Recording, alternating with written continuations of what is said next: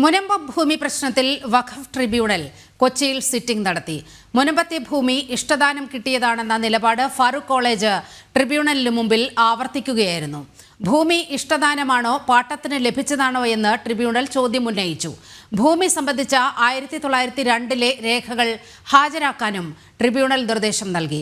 ജനുവരി 25-ന് case വീണ്ടും പരിഗണിക്കും.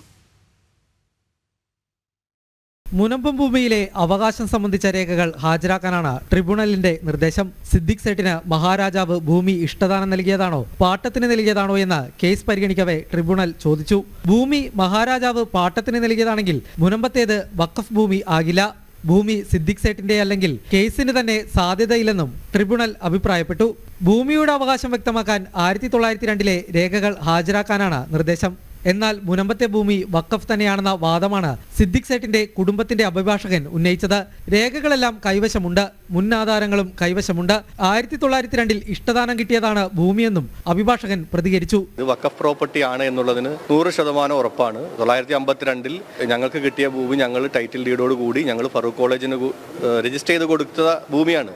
അത് ഞങ്ങൾക്ക് പ്രയർ ടൈറ്റിൽ ഡീഡുണ്ട്, അതായത് മുന്നാധാരമുണ്ട്, ആധാരമുണ്ട്, എല്ലാമുണ്ട്. അതേസമയം വഖഫ് സംരക്ഷണ സമിതി കേസിൽ കക്ഷി ചേരുന്നതിനെ ഫാറൂഖ് കോളേജ് എതിർത്തു. വഖഫ് സംരക്ഷണ സമിതിയുടെ പരാതികളുടെ അടിസ്ഥാനത്തിലായിരുന്നു നേരത്തെ മുനമ്പത്ത് വഖഫ് ബോർഡ് ജനങ്ങൾക്ക് നോട്ടീസ് അയച്ചിരുന്നത്. കേസ് അടുത്ത മാസം 25-ന് വീണ്ടും പരിഗണിക്കും. ജനം, കൊച്ചി.